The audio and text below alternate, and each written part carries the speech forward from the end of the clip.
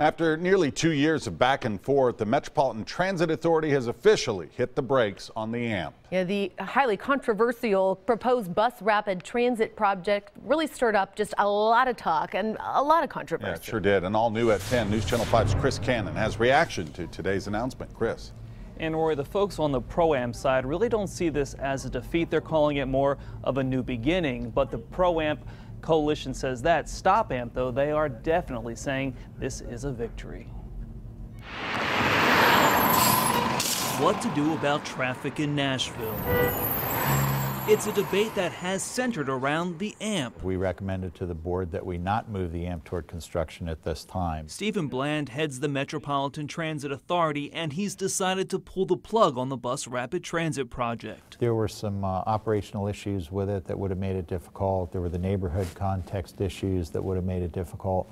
And frankly, it would have been difficult to replicate in other corridors. The AMP would have run down West End from St. Thomas West Hospital to the 5-point areas of East Nashville in dedicated center bus lanes. Also for the project budget in general. There was strong support for and against the idea. Members of the grassroots group Stop AMP made sure planners heard their objections. It just wasn't a feasible design. It did not work. Richard Fulton is a member of Stop AMP and the mayor's Citizens Advisory Committee for the project. He sees MTA's decision to stop the AMP as a victory. It was going to save the commuter about 2 seconds to go from St. Thomas Hospital to 5 points.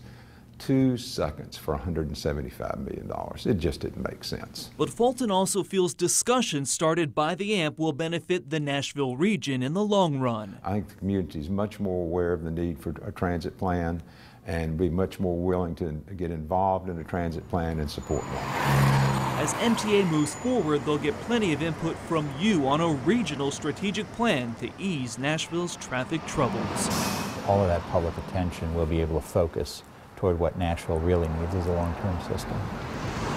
Nashville Mayor Carl Dean did issue a statement today on the AMP's demise, in part saying, "I am proud that we have laid the groundwork for a future mass transit system in Nashville and, in doing so, raise the level of discourse around transit."